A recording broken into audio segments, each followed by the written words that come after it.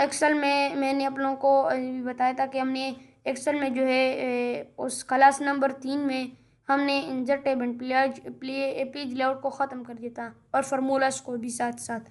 अभी हम इसमें शुरू करेंगे डेटा को। डेटा हमारे पास क्या है, क्यों है, क्या है, क्यों है, कैसे है। अभी हम यहाँ से एक्सेल को ओपन कर लेते हैं। एक्सेल को ओपन करने के बाद सबसे पहले हमारे पास हम डेटा में जाएंगे। डेटा में आने के बाद सबसे पहले मैं आप लोगों को ये एक बात बताने वाला हूँ, क्योंकि ये क्लास आखिरी होने वाली है शायद, मेरे ख्याल से, लेकिन मैं कोशिश करूँगा कि ये इसे आखिरी कर दूँ। एक्सेल का जो कोर्स है वो इसमें एंड हो जाए। सबसे पहले हमारे पास है डेटा में get and transform data, queries and connection, sort and filters, data tools and forecast and outline. मैं इसको इस तरह से मिनिमाइज कर लेता हूँ। ये पहले मैं आप लोगों को बता दूँ कि ये मेरे पास क्या है। फ्रॉम टेक्स्ट हमारे पास किस लिए यूज़ होता है, from web and from table range में जो है लगा।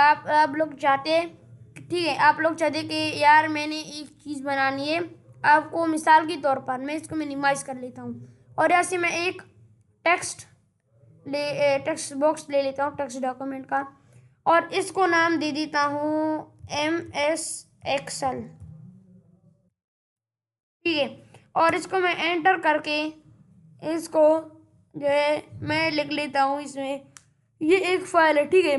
और आप किसी कंपनी में एम्प्लॉय है और आपको मैनेजर ने कोई डेटा दे दिया, मिसाल के तौर पर मैंने यहाँ पर ले लिया serial number and comma.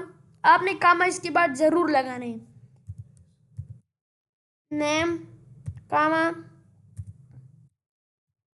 Father नाम एंड कामा एंड इंग्लिश कामा, फिर उर्दू कामा, फिर उसके बाद इस्लामियात एंड कामा, ठीक है। फिर आपने एंटर प्रेस किया, यहाँ पर लिख लिया 1, फिर कामा, ठीक है। फिर नाम में आपने दे दिया कोई एक नाम दे दिया। नाम देने के बाद आपने फिर कामा, फिर बाप का नाम, फिर कामा, फिर इंग्लिश मार्क्स 45 कामा 67 कामा, ये उर्दू के भी हो गए और इस्लामियात के 90। ये हमारे पास हो गए हैं और हम इसको Ctrl+S के साथ सेव कर देते हैं और इसको क्लोज कर देते हैं।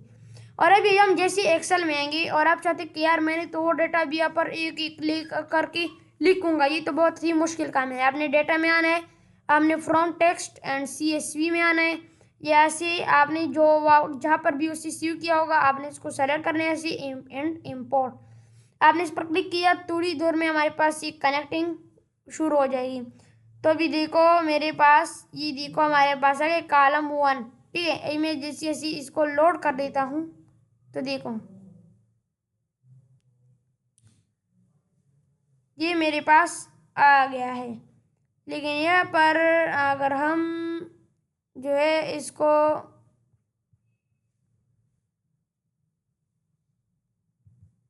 कुछ इस तरह से कर ली,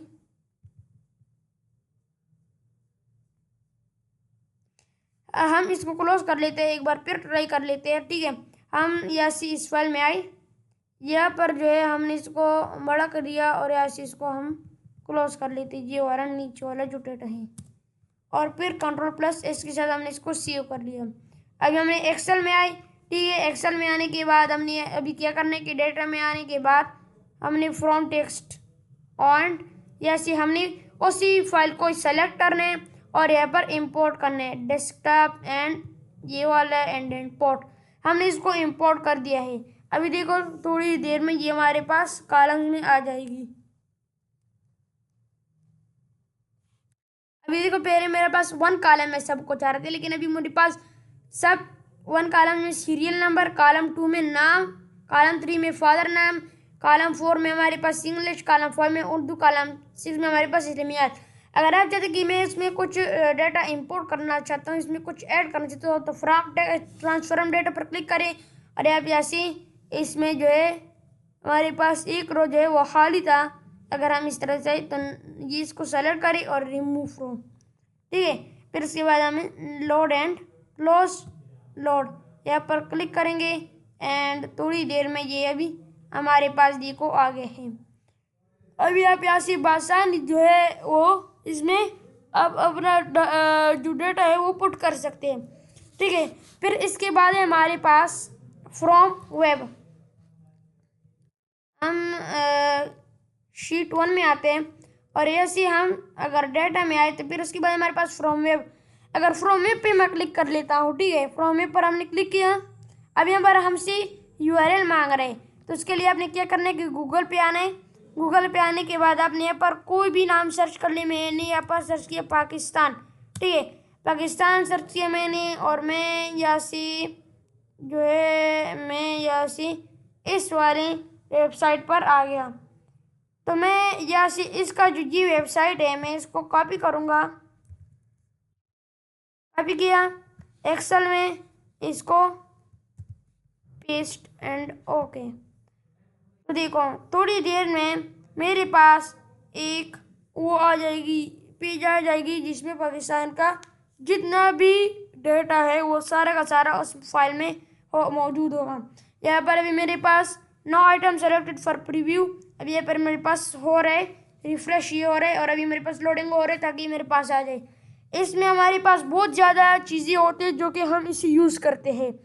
अभी देखो मेरे पास ये देखो आ गया है। अगर मैं टेबल 1 पर क्लिक करता हूँ, प्रीव्यू इज एवेल्युएटिंग, तो मेरे पास अगर मैं इसको यहाँ से लोड कर दी तो मेरे पास ये डेटा आएगा। ठीक है, मेरे पास ये डेटा आएगा। आपके मतलब आपको किसी ने कहा आप किसी ऐसी कंपनी में जो आपको ऑफलाइन डेटा प्रीव्यू नहीं करता बल्कि आपको ऑनलाइन करते हैं, तो आप ऑनलाइन डेटा कैसे लोगे? वो आपको कहते हैं कि यार गूगल पे जाओ, इस वेबसाइट पर जाओ और बस ये डेटा लो।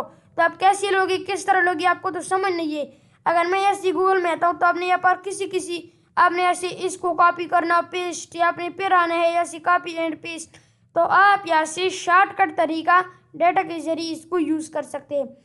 फिर इसके बाद अगर हम वेब व्यू पर क्लिक करते हैं यहाँ से तो मेरे पास इसका जो जितना वेब है ये मेरे पास आ गया है। देखो अगर मैं इसको यहाँ से लोड कर दूँ तो ये मेरे पास ही आएगा, लेकिन हमें टेबल चाहिए तो हम टेबल को सर्च करें। अगर मैं यहाँ से रिलीजन इन पाकिस्तान पर क्लिक करता हूँ, मैं ये वाला पुट करना चाहता हूँ कि ये मेरे पास अभी देखो मेरे पास रिलीजन्स 1% 2। अगर हम इसके नीचे ले मेरे पास बहुत देता है HTML कोड है हमारे पास यहाँ पर। ठीक है, आपने यहाँ पर HTML कोड भी लोड कर सकते हैं। इसके ऊपर हम ये वाला टेबल को लोड कर देते हैं। अब ये टेबल जो मेरे पास ये मैं इसको लोड कर दें। मैं ऐसे लोड पर क्लिक करता हूँ, थोड़ी ही देर में मेरे पास यहाँ पर देखो एक्सटर्नल डेटा 1 गेटिंग डेटा, मेरे पास अभी ये डेटा आ रहा है, लोडिंग हो रहा है। ये देखो मेरे पास यहाँ पर टेबल 43 आ रहा है, तो मेरे पास यहाँ पर इसका खुद का एक नाम भी आ गया टेबल 43, जो कि लोडिंग डेटा हो रहा है। अभी मेरे पास ये लोड हो रहा है, तो देखो ये मेरे पास आ गए हैं। जैसे मैं इसको क्लोज कर लेता हूँ तो देखो मेरे पास ये मेरा डाटा जो है वो मेरे पास आ गया है। ये देखो ये मेरे पास पूरा का पूरा डाटा जो है वो आ गया है। इस तरह से आप अपने डाटा को जो है यूज़ कर सकते हैं, इस्तेमाल कर सकते हैं। ये है इसका आसान एक तरीका। अगर मैं ऐसे इसको ऑल बॉर्डर्स दे दूँ इस तरह से, देखो ये मेरे पास अभी और भी अच्छा लगेगा। ठीक है, इसको अपनी मर्जी के मुताबिक नाम दे सकते हैं। फिर उसके बाद हमारे पास डेटा में फ्रॉम टेबल रेंज। ठीक है, आप यहाँ से टेबल कैसे अरेंज करोगे वो आप इस तरह से कर सकते हैं। आप यहाँ से कुछ बना भी सकते हैं, कुछ ऐड भी कर सकते हैं। फिर उसके बाद हमारे पास हम इसको डिस्कार्ड कर देते हैं। फिर उसके बाद हमारे पास रिसेंट सोर्स। मैं जैसे ही इस पर क्लिक करता हूँ तो मेरे पास एक वेबसाइट यूज़ हुआ, 2 बार ये यूज़ हुआ, 1 बार ये और 1 बार ये चीज़ें मेरे पास यूज़ हुई है। अगर हम इसको यूज़ मतलब ऐसे घटाएंगे कैसे, आपने एग्जिस्टिंग कनेक्शन पे आना है, यहाँ पर इसको जो सेलेक्ट करना है और इसको रिमूव करते जाना है। लेकिन हमारे पास यहाँ पर अगर मैं टेबल पर क्लिक कर दूँ तो मेरे पास ये चीज़ें यूज है। तो मैं ऐसे इसको कनेक्शन टेबल एंड यहाँ से वर्कबुक टेबल तो and all table and open, तो देखो मेरे पास ऑल ओपन टेबल जो है वो ओपन हो जाएंगी। देखो थोड़ी ही देर में ये देखो मेरे पास आ गई है। अब मैं जैसे इसको ओके कर लेता हूँ एंड ओके, ठीक है, ये इसका एक आसान तरीका था गेट एंड ट्रांसफॉर्म डेटा का। फिर इसके बाद हमारे पास जो है आप ऐसे इसको रिफ्रेश कर सकते हैं। रिफ्रेश एंड डाल आपने जो डेटा पुट किया है वो आपने इसको जो है रिफ्रेश कैसे करना है वो आपने इस ऑप्शन के थ्रू करना है। फिर उसके बाद हमारे पास क्वेरीज एंड कनेक्शन। अगर मैं इस पर क्लिक करता हूँ तो देखो मेरे पास जो मेरा टेबल है उसमें मुझको कह रहा है कि आपके पास ये जो है वो इस तरह से कैसे दिखेगा, मतलब किसी और चीज़ में वो अगर वो आ जाए। तो मैं जैसे कॉलम 2 पर क्लिक करता हूँ तो मेरे पास कॉलम 2 सेलेक्ट हो गया। अगर मैं कॉलम 1 पर क्लिक करता हूँ तो मेरे पास कॉलम 1 सेलेक्ट हो गया। ये मेरे पास अभी हो रहा है, मेरे पास हो गया है अभी क्वेरीज एंड कनेक्शन। फिर इसके बाद है मेरे पास इसमें प्रॉपर्टीज। अगर मैं इस पर क्लिक करता हूँ यहाँ पर हमारा कोई काम नहीं है, अगर आप इसको अपनी मर्जी के मुताबिक यूज़ कर सकते हैं। फिर उसके बाद हमारे पास सॉर्ट एंड फिल्टर, ये बहुत ईजी है, हमने इसको मिसवर्ड में भी पढ़ा था।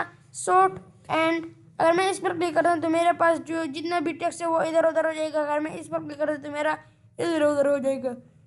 आप यहाँ से भी अप्लाई कर सकते हैं। आप जैसे अपनी मर्जी के मुताबिक कॉलम 1 को सेलेक्ट करें और या कॉलम 2 को, और ओके, तो ये इस तरह से हो जाएगा।